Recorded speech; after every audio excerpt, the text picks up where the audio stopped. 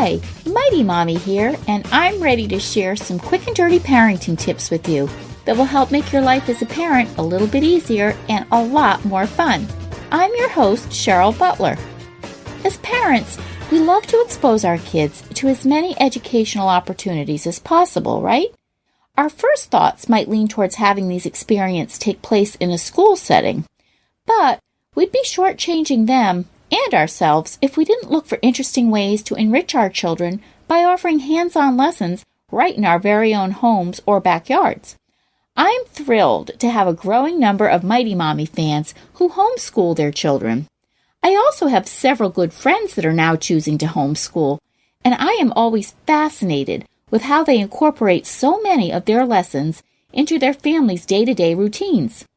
There are so many hands-on approaches to their lesson plans that are practical and fun, and, best of all, they leave a lasting impression on the kids because they learn by doing rather than just reading or observing. And today, we're going to learn about some of the fun ways that you can make that happen in your own home.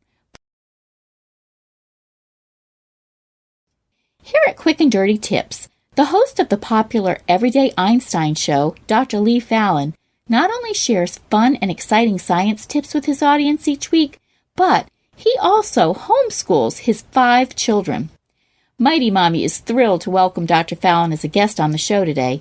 In this special episode, Lee will share some creative and interesting ways that you can teach your kids science in your own home without donning a white lab coat and carrying around sterile test tubes to make it happen. Lee, welcome. I am so happy you can join us today. When parents think of teaching science to kids, many times we have that stereotypical vision in our minds of the mad scientist, wearing thick glasses and a lab coat, hovering over a bunch of bubbling chemicals that are dangerous and unsafe. Thankfully, that's not really the case though, right? So I'd love it if you could share some ways in which parents could introduce science to their kids in their everyday lives. Thanks, Cheryl. Sometimes we get so caught up with the idea of science, like you mentioned, lab coats, clipboards, etc., that we miss all the little magic parts of life that make science actually interesting. Do you have some suggestions on how to integrate a science lesson into meal times? These are some of my favorites actually because, first of all, you have a captive audience, and secondly, all the ingredients you need are sometimes already on the table. One fun one is to slowly fill up your cup with water until it's right to the brim. Then, if you slowly add a little bit more, you can see the water start to hang over the edge but not spill. And that gravity-defying ability of water is all thanks to surface tension, which is caused by special chemical bonds between water molecules called hydrogen bonds. Another fun water demonstration, which usually follows immediately after the first one, is using a napkin to suck up water off of the table. If you just set the edge of the napkin into one side of the pool, you'll see 2 neat effects. First, the water will start to travel through the napkin as the napkin absorbs it. Next, if you watch part of the pool that's furthest from the napkin, you'll notice it slowly starts to get sucked towards the napkin. These effects are collectively called capillary action, and it's the same process that plant roots use to suck water up from the ground, up their stems, and into their leaves. That's amazing and so easy to do. Next, how do you integrate science lessons during outdoor play? You know, there's so much value in just being outside and looking at nature. The science is all set up with no cleanup required. Sometimes when the weather is warm and we go on what we like to call adventure walks, where we walk around outside and just choose some random spot and try to get a closer look at what's going on.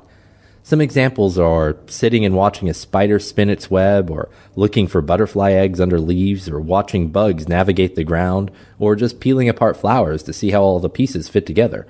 You probably shouldn't do that last one with bugs, though. I really can't stress enough how important this is for science education. There's a great book by Richard Louv called Last Child in the Woods that talks about what he calls nature deficit disorder and what the effects are on kids and their love of science. Fortunately, this is one disorder that's easy to fix and requires no medications. How about taking advantage of common materials that most of us have around the house, like dish detergent, paper products, light bulbs? Can you use those to teach science? Well, you know, there are the classic examples with acid-base reactions like vinegar and baking soda, of course. But a more exciting one, at least to me, is a demonstration of something called the Coanda effect. To see it, just get a hairdryer and point it upwards. Then stick a ping pong ball on top of the part where the air comes out and turn the hairdryer on. The air blows the ping pong ball up in the air as you'd expect, which is no big excitement. Well, actually, that's pretty exciting for little kids. But then if you slowly change the angle of the hairdryer so it isn't pointing upwards anymore, the ping pong ball will still seem to defy gravity as it hangs suspended in the airstream coming out of the airdryer. And that happens because the air hitting the ping pong ball gets wrapped around the surface of the ball and shoots downwards, like a waterfall streaming over the side of a cliff. And the downward force results in an equal and opposite upward force by the air below the ball, which keeps it from falling to the ground. Lee, what are some of your favorite teaching moments with your own kids? My favorite moments are when I'm not involved. Not because I don't love to be involved, but because I love it even more when they take the reins and start trying to figure things out on their own. Our philosophy on education in general is to provide them with as many resources as we can and then not let our teaching get in the way of their learning. And do you recommend any particular materials or reference books or websites to have on hand when you need to find answers? Well, this might sound like heresy since I host an online science podcast, but my personal favorites are mostly really beautifully illustrated reference books, like Theodore Gray's The Elements, the Encyclopedia of Weather and Climate Change by the Met Office, Peterson's Field Guides, and just about any book published by DK. Sometimes, though, there are things that videos just capture really, really well. The Universe documentary series, many of which you can find on YouTube, are really great. In terms of TV shows, things like The Magic School Bus, Cyber Chase, and Wildcrats are all favorites of my younger kids, and a lot of those you can find on Netflix. This has been so great. Thanks so much, Lee, for sharing all that fantastic information with us.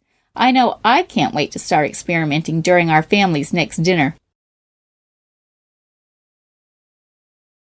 Do you homeschool or find ways to incorporate learning during ordinary parenting moments? Share your thoughts in the comments section at quickanddirtytips.com/mighty-mommy or post your ideas on the Mighty Mommy Facebook page. You can also connect with me on Twitter at Mighty Mommy or email me at any time at mommy@quickanddirtytips.com. And don't forget, visit my family-friendly boards at pinterest.com/mightymommyqdt, where I continually update my selections. As Lee shared with us during this episode, there are some wonderful opportunities to take advantage of teaching while parenting. And best of all, there are lots of times when we as parents can step back and let them figure things out for themselves. That's probably one of the most rewarding ways to watch our kids learn.